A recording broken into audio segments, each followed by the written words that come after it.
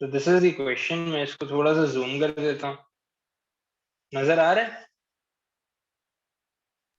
जी। हाँ।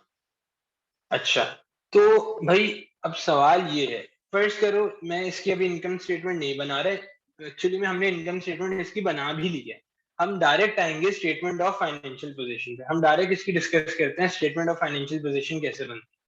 ठीक है, तो थोड़ा सा डिस्कस कर लेते हैं। यहाँ पे इधर जो है देखो आप, अगर तो इन्होंने मुझे एसेट्स दिए हुए हैं। एसेट्स में इसने मुझे नॉन करंट एसेट बताए हुए हैं, जैसे कि लीज होल्ड बिल्डिंग है, शॉप फिक्सचर्स है, कंप्यूटर इक्विपमेंट, ये सारे मेरे नॉन करंट एसेट है, लॉन्ग टर्म एसेट्स है।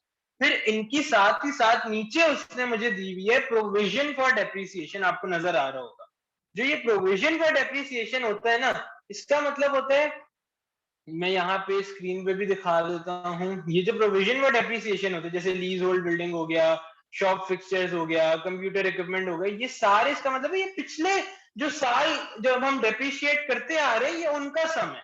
मैंने इस साल की डेप्रिसिएशन निकालनी है, प्रोविजन फॉर डेप्रिसिएशन ऐड कर देने, तो मुझे एक्यूमुलेटेड डेप्रिसिएशन पता चल जाएगा, मुझे टोटल डेप्रिसिएशन पता चल जाएगी। ठीक है, उस टोटल डेप्रिसिएशन को जब मैं अपनी कॉस्ट से सब्ट्रैक्ट करूंगा, जब मैं अपनी कॉस्ट से माइनस करूंगा, तो मुझे फाइनल वैल्यू पता चल जाएगी मेरी नेट बुक वैल्यू। तो हमारे पास एक फॉर्मूला ड्राइव हुआ। फॉर्मूला ये हुआ, cost minus accumulated depreciation is equals to net book value. आप लोग भी लिख भी लो अपने पास, cost minus accumulated depreciation is equals to net book value. ठीक है बेटा?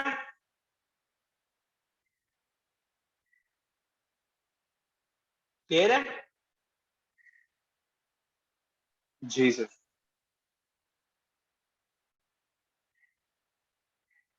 चलें, जबरदस्त हो गया। अच्छा, फिर नीचे आगे चलते हैं। आगे वो कह रहा है कि 8% जो है वो आपका बैंक लोन है। 8% बैंक, और मतलब 8% सॉरी इंटरेस्ट है आपका, और बैंक लोन आपने लिया है 60,000 का। 60,000 है जिसपे मुझे 8% में सालाना का इंटरेस्ट पे करता हूँ, यानी कि through out the year I पे 8% इंटरेस्ट ऑन बैंक लोन। तो 60,000 का जरा 8% निकालो, मुझे बताओ क्या आंसर आ रहा है 60,000 का 8%।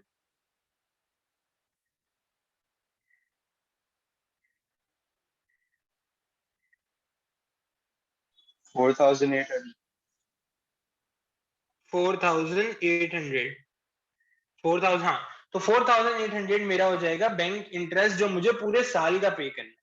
ठीक है, नीचे उसने मुझे ओपनिंग इन्वेंट्री दे दिया, लेकिन एक चीज याद रखनी ये है कि यार स्टेटमेंट ऑफ फाइनेंशियल पोजीशन में जो मैं बैलेंस शीट प्रिपेयर करता हूँ, वो मैं साल के एंड पे करता हूँ, यानी कि at the end of the year में statement of financial position prepare करता हूँ। उस पर कुछ भी ओपनिंग नहीं जाता, सब कुछ क्लोजिंग जाता है। तो ओपनिंग वाली वैल्यू तो मैं डालूंगा ही नहीं, ये तो मैं इंक्लूड ही नहीं करूंगा, इसको तो मैं हटा देता हूँ। फिर बैंक, बैंक बोल रहा है कि बैंक में आपका डेबिट बैलेंस है। अगर एसेट का डेबिट बैलेंस हो, इसका मतलब पॉजिटिव बैलेंस है, यानी कि मेरे बैंक अकाउंट में पैसे पड़े हुए हैं।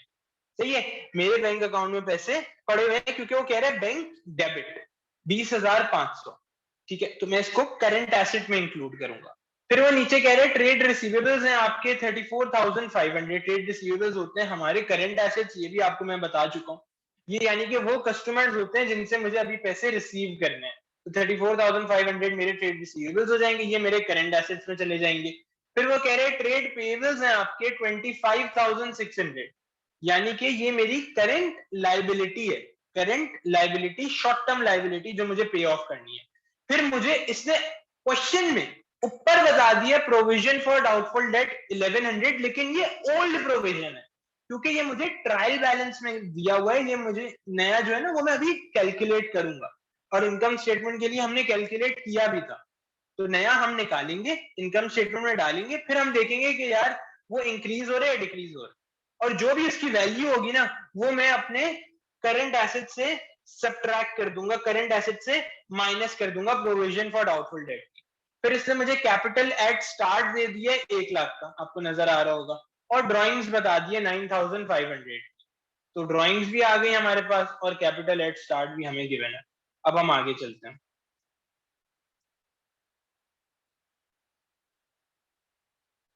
ठीक है बेटा? नीचे और भी एंट्रीज उसने दी हुई हैं।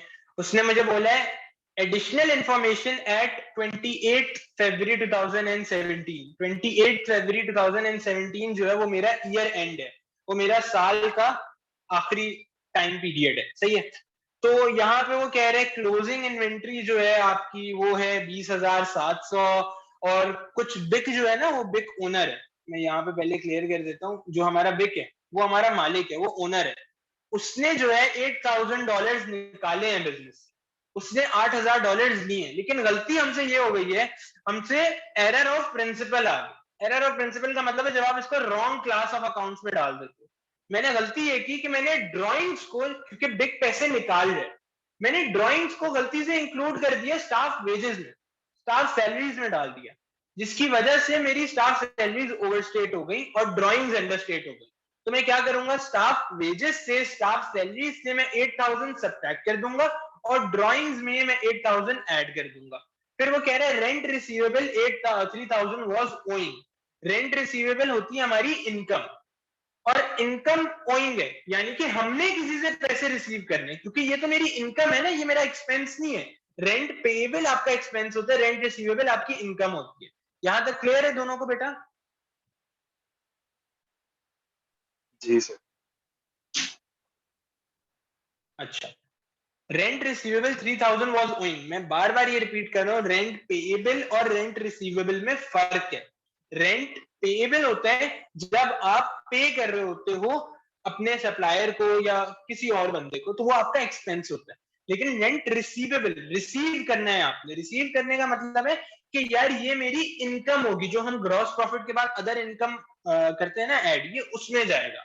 तो 3,000 जो है मैं अपनी इनकम में ऐड कर दूंगा, लेकिन ये मैंने रिसीव करना है, ये मैंने पे नहीं करना है, ये मैंने रिसीव करना है। इस वजह से ये मेरे करंट एसेट में जाएगा, ये लायबिलिटी में नहीं जाएगा, क्योंकि लायबिलिटी का मतलब होता है ओइंग, यानी कि आप किसी को ओ करते हो। लेकिन इधर तो मैं कह रहा हूँ 3,000 मुझे किसी से रिसीव करना है, this is my income, this is not expense.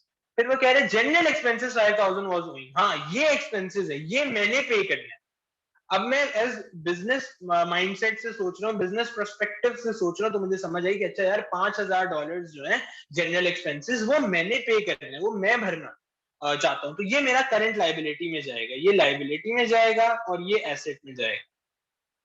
हम एक काम करते हैं, हम इसकी पूरी इनकम स्टेटमेंट भी बनाते हैं और स्टेटमेंट ऑफ फाइनेंशियल पोजीशन भी बनाते हैं। फिर वो कह रहे हैं no interest had been paid on bank loan. कोई इंटरेस्ट आपने बैंक लोन पे पे नहीं किया थ्रू आउट द ईयर, तो पूरा इंटरेस्ट जो है वो मेरा ओइंग में चला जाएगा। 4,800 जो है वो सारा का सारा मेरी ओइंग में चला जाएगा, क्योंकि मैंने पे करना है, जाहिर सी बात है। तो ये मेरा ओइंग में चला जाएगा, ये भी लाइबिलिटी, करंट लाइबिलिटी में चला जाएगा। फिर वो कह रहे हैं during the year new shop fixtures costing 8,000 were purchase, payment was made by cheque, no entry had been made in the books. आपने नए शॉप फिक्सचर्स परचेज किए थे बैंक के थ्रू, क्योंकि यहाँ पे इसने देखिए एक टर्म पे एम्फोसाइज किया है, payment was made by cheque. Payment was made by cheque, यानी कि आपने बैंक के थ्रू पेमेंट की थी। जब आप बैंक के थ्रू पेमेंट करते हो तो जाहिर सी बात है वो मेरे बैंक अकाउंट से पैसे कटे होंगे। तो 8,000 में क्या करूंगा, अपने बैंक अकाउंट से कम कर दूंगा, -8,000 कहां से, बैंक। इधर लिख देते हैं। अच्छा, अब हम आगे चलते हैं। आगे वो क्या कह रहे हैं, फिर वो कह रहे हैं, यहां तक तो क्लियर है ना, यहाँ पे तो किसी को कोई कंफ्यूजन नहीं है ना? अगर कोई सवाल है तो पूछ लें, एंट्री नंबर 6 तक। यस। हाँ बच्चों, क्लियर है? यस। माजिया बेटा आपको भी क्लियर है? इसमें तो कोई अभी तक कंफ्यूजन नहीं है ना? क्लियर है ना? जी क्लियर। अच्छा, फिर हम हाँ आगे चलते हैं। फिर वो कह रहे हैं हाँ बेटा बोलो। चलो, वो यहाँ पे कह रहे हैं डेप्रिसिएशन। हाँ ठीक है। Depreciation is to be charged on all non current assets owned at the end of each year. ठीक है, बिल्डिंग आर हेल्ड एट मतलब on a lease of 20 years। तो मतलब अब वो कह रहे हैं कि इसमें कोई इसने हमें डेप्रिसिएशन का रेट नहीं बताया, कुछ नहीं बताया इसमें। हमें बेसिकली बहुत आसान तरीका है, इसमें मुझे सिंपली क्या करना है, जो बिल्डिंग की कॉस्ट है उसको डिवाइड बाय 20 कर दूंगा, तो मुझे पता चल जाएगा कि यार हर साल की मेरी डेप्रिसिएशन कितनी है। इसी तरह शॉप फिक्सचर्स में भी वो ऐसे ही कर रहे हैं। शॉप फिक्सचर्स में वो कह रहे हैं कि at the rate of 15% per annum using straight line method. ठीक है जी। Computer equipment at the rate of 30% per annum using diminishing reducing balance method. तो मैं इसको डिमिनिशिंग रिड्यूसिंग बैलेंस मेथड के थ्रू डेप्रिशिएट कर दूंगा। जबरदस्त, समझ आ गई बात। फिर वो आगे कह रहे हैं कि trade receivable $2500 was considered irrecoverable and should be written off। अच्छा, मैं irrecoverable का फिर से मतलब बता देता हूँ। ट्रेड रिसीवेबल 2500 के, वो कह रहे हैं कि यार ये अब मुझे वापस नहीं मिलेंगे। ठीक है, ये बेड डेट होगा। बेड डेट होने का मतलब है ये वो एक ऐसी डेट्स होती है जिनको आप कहते हो यार ये अब मेरे पैसे गए, ये अब मुझे वापस नहीं मिल सकते, दे आर इररिकवरेबल। तो मैं क्या करता हूं, अपने ट्रेड रिसीवेबल में से जो भी ट्रेड रिसीवेबल का अमाउंट होता है उसमें से बेड डेट को सब्ट्रैक्ट कर देता हूं, बेड डेट को माइनस कर देता हूं। मेरे पास नेट ट्रेड रिसीवेबल्स आ जाते हैं। फिर उस नेट ट्रेड रिसीवेबल पे मैं परसेंटेज अप्लाई करूंगा। जैसे इसने मुझे यहां पे दी हुई है 5%, इसने मुझे यहां पे बोला हुआ है 5% provision for doubtful debt of 5% is to be maintain. तो मैं 5% उस पर अप्लाई करूंगा, मुझे नया प्रोविजन मिल जाएगा, मुझे पता चल जाएगा कि इस साल का मेरा प्रोविजन कितना है। फिर मैं उसको कंपेयर करूंगा अपने पुराने प्रोविजन से, दोनों को सब्ट्रैक्ट करूंगा और मैं देखूंगा कि यार इंक्रीज इन प्रोविजन हो रहा है या डिक्रीज इन प्रोविजन हो रहा है। अगर इंक्रीज इन प्रोविजन हो रहा हुआ, इसका मतलब ये है कि यार हमारा एक्सपेंस बढ़ रहा है, एक्सपेंस में जाएगा। अगर डिक्रीज इन प्रोविजन हो रहा है तो हम अदर इनकम में इंक्लूड करेंगे। ठीक है, तो जल्दी से एक काम करते हैं, मैं एक ये क्वेश्चन जो है ये आपके साथ शेयर भी कर देता हूँ व्हाट्सएप पे, कि आप लोगों के पास ये रहे और आप इसको देखते रहो कि क्या हो रहा है। और शेयर करने के बाद हम एक काम करते हैं, इसको अभी अटेम्प्ट कर लेते हैं। इसकी प्रॉपर हम इनकम स्टेटमेंट भी बनाएंगे और इसकी प्रॉपर हम बैलेंस शीट भी प्रिपेयर करेंगे। ठीक है जी, चले मैं इसको जल्दी से व्हाइट बोर्ड में शेयर कर रहा हूँ और हम स्टार्ट करते हैं।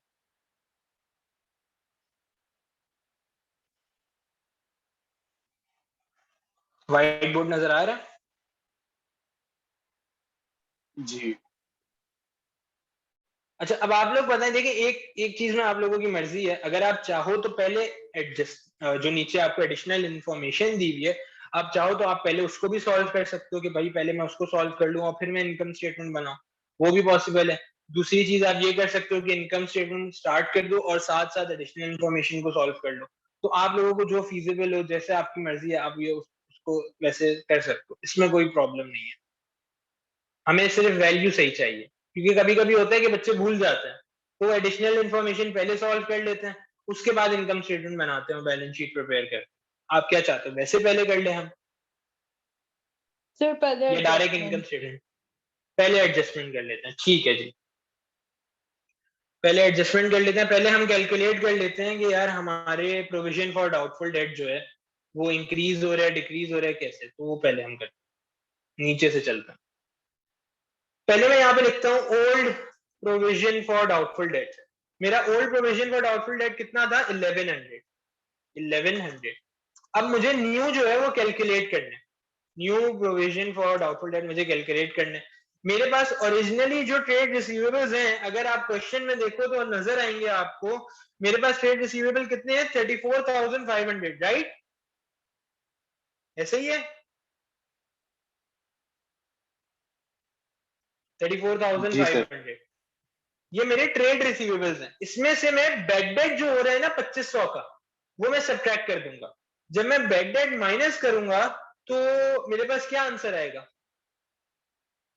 34,500 माइनस 2,500 32,000। कितना? 30 32,000। 32,000। 32,000 में मेरा आ गया नेट ट्रेड रिसीवेबल्स। इस पे मैं क्या करता हूं, मैं 5% जो है वो अप्लाई कर देता हूं, तो मुझे न्यू प्रोविजन पता चल जाएगा। आप बताओ क्या आ रहा है आंसर? मेरे ख्याल से आएगा इसका 1600। चेक करें आप। जी सर, 16 है। 1600 इसका आंसर आ जाएगा। ये मेरा नया प्रोविजन है, और ओल्ड जो प्रोविजन था वो था 1100, यानी कि इंक्रीज इन प्रोविजन आ रहा है, Sir, इंक्रीज। 500 से increase हुआ है। बिल्कुल बिल्कुल, जबरदस्त, शाबाश। Increase in provision for doubtful debt 1600 minus 1100 is equals to 500, और ये कहां पे जाएगा, ये मेरे एक्सपेंसेस में चला जाएगा। अच्छा, अब हम अगली वाली एंट्री करते हैं। अब वो आप सातवीं वाली एंट्री देखो तो वो ये कह रहा है depreciation is to be charged on all non current assets owned at the end of each year. ठीक है, पहले वो कह रहा है building are held on a lease of 20 years. तो यहाँ पे मैं लिखता हूँ depreciation DEPR, building are held on lease of 20 year and appropriate amount is charged for depreciation on leasehold building। leasehold building जो है इस पे मुझे डेप्रिसिएशन चार्ज करनी है, लेकिन अब मसला यहाँ पे ये है कि एग्जामिनर ने मुझे कोई रेट नहीं बताया। आप वो कह रहे हैं आप अपनी तरफ से एक एप्रोप्रिएट अमाउंट चार्ज कर लो। तो इसमें करने का तरीका ये है कि मैं कॉस्ट देख लेता हूँ कि लीज होल्ड बिल्डिंग की कॉस्ट कितनी है। कॉस्ट है हमारी 90,000, आपको नजर आ रहा है बेटा? जी 90,000 जो है वो मेरी कॉस्ट है, और मैं कितने साल एस्टिमेटेड इसकी लाइफ है 20 इयर्स।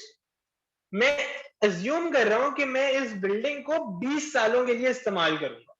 जब मैं इसको 20 सालों के लिए इस्तेमाल करूंगा तो मेरे पास आंसर आ जाएगा लीज होल्ड बिल्डिंग का 4,500, ऐसे ही है। जी जी। ये मेरी एक साल की डेप्रिसिएशन आ जाएगी। अब हम आगे चलते हैं। आगे वो कह रहा है कि shop fixtures eight the rate of 15% per annum using straight line method. Shop fixtures at the rate of 15% per annum using straight line method। straight line method में तरीका ये होता है कि आप डेप्रिसिएशन जो पिछले साल की है ना वो सब्ट्रैक्ट नहीं करते। आप सिंपली क्या करते हो, आप अपनी कॉस्ट निकालते हो, जो कॉस्ट आ रही होती है उसके ऊपर परसेंटेज अप्लाई करते हो, और आपको डेप्रिसिएशन का अमाउंट पता चल जाता है। यानी कि cost multiply by depreciation rate, cost multiply by depreciation rate. तो मैंने देखा यार शॉप फिक्सचर्स की मेरी कॉस्ट थी 24,000, लेकिन अगर मैंने अभी एक पूरा सवाल पढ़ा ना तो मुझे एक चीज समझ आई है कि वो कह रहे हैं during the year new shop fixtures costing 8,000 were purchase, यानी कि मैंने 8,000 के और शॉप फिक्सचर्स खरीदे थे, तो मेरी कॉस्ट 8,000 से बढ़ जाएगी। शॉप फिक्सचर्स पहले कितने थे, 24,000, इसमें मैं ऐड कर दूंगा 8,000, तो क्या बनेगा बेटा, 32। 32,000। अब मैं 32,000 पे अप्लाई कर देता हूं जो मेरा परसेंटेज जो डेप्रिसिएशन का अमाउंट है दैट इज 15%। इसमें मैंने 15% लगा दिया, तो मेरे पास आंसर आ जाएगा शॉप फिक्सचर्स का 4,800। 4,800। बिल्कुल, ये मेरी डेप्रिसिएशन हो जाएगी शॉप फिक्सचर्स की। अब हम अगला चलते हैं। अगले वाले में वो कह रहे हैं आपने किस पे डेप्रिसिएशन चार्ज करनी है, कंप्यूटर इक्विपमेंट। कंप्यूटर इक्विपमेंट पे चार्ज कर लेते हैं डेप्रिसिएशन। अब वो कह रहा है इसमें कि आपने इसमें इस्तेमाल करना है रिड्यूसिंग डिमिनिशिंग बैलेंस मेथड। इसमें मैं रिड्यूसिंग बैलेंस मेथड इस्तेमाल करता हूं, तो वो कह रहे हैं यार कंप्यूटर इक्विपमेंट की जो कॉस्ट है दैट इज 60,000। इसमें से मैं सब्ट्रैक्ट कर दूंगा मेरा प्रोविजन फॉर डेप्रिसिएशन, क्योंकि रिड्यूसिंग बैलेंस मेथड में हम क्या करते हैं, हम पिछले साल की जो प्रोविजन फॉर डेप्रिसिएशन होती है उसको सब्ट्रैक्ट कर देते हैं, फिर जो हमारे पास वैल्यू बचती है उस पर मैं परसेंटेज अप्लाई करता हूँ। तो 60,000 माइनस 42,000 क्या आएगा आंसर, 5,400। नहीं 60,000 माइनस 42,000। 18,000। बिल्कुल 18,000 का 30% जो है 5,400। बिल्कुल बिल्कुल। अच्छा, आप मुझे फाइनल आंसर बता रही थी, 18,000 का कितना परसेंट, 30। 30%, तो आ जाएगा 5,400। बिल्कुल जबरदस्त, ऐसे ही है। ये आ गई मेरी कंप्यूटर इक्विपमेंट की डेप्रिसिएशन। फिर वो कह रहा है अगली वाली, अब पढ़ते हैं। अब वो कह रहा है during the year new shop fixtures costing 8000 were purchase.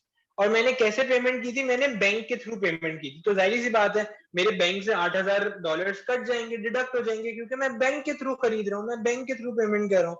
मेरे पास बैंक की वैल्यू कितनी थी बेटा, 20,500। 20,500 में से मैं 8,000 सब्ट्रैक्ट कर दूंगा, तो मुझे बैंक की फाइनल वैल्यू पता चल जाएगी। क्या आ रही है,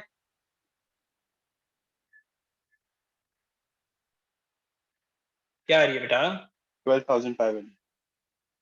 12,500। जबरदस्त, मेरा बैंक भी आ गया। अब हम आगे चलते हैं, कॉपी कर लेना आराम से, मैं टाइम दूंगा इसको, अभी बस समझो कि ये कैसे हो रहा है। फिर वो कह रहे हैं rent receive general expenses 5,000 were owing, तो मैं जनरल एक्सपेंसेस में इनको डाल दूंगा। No interest had been paid on bank loan, कोई आपने साल में कोई इंटरेस्ट पे ही नहीं किया, तो ये मेरी ओइंग में भी चला जाएगा और मेरे एक्सपेंस में भी इंटरेस्ट चला जाएगा, क्योंकि मैंने पूरे साल में कुछ पे ही नहीं किया। जब मैं पे नहीं कर रहा, इसका मतलब मैंने पे करना है अभी मुझे, तो ये मेरी करंट लाइबिलिटी में भी चला जाएगा और मेरे एक्सपेंसेस में भी चला जाएगा।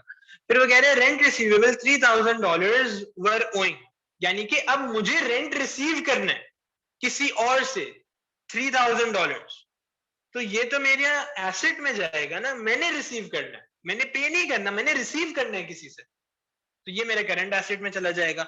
Staff salaries include 8,000 paid to बिक, ठीक है, यानी कि स्टाफ सैलरीज में से हम 8,000 जो है वो सब्ट्रैक्ट कर देंगे। स्टाफ सैलरीज कितनी थी बेटा, 59,700। इसमें से मैं 8,000 सब्ट्रैक्ट कर दूंगा, क्योंकि गलती मेरे से ये हो गई है कि गलती से जो हम ड्राइंग्स कर रहे थे 8,000 की, वो मैंने कहां पे इंक्लूड कर दिया, मैंने स्टाफ सैलरीज में डाल दी। तो स्टाफ सैलरीज से मैं 8,000 सब्ट्रैक्ट कर दूंगा। 59,700 माइनस 8,000 इज इक्वल्स टू 51,700 जो है वो मेरी स्टाफ वेजेस हो जाएंगी। अब आप इसको कॉपी कर लो, आप लोग इसको कॉपी कर लो, फिर मैं आगे चलता हूँ। ऐसे ही अच्छा तरीका है, पहले एडजस्टमेंट्स कर लो उसके बाद इनकम स्टेटमेंट बना लो, तो गलती भी नहीं होगी और क्वेश्चन सही सॉल्व हो जाएगा।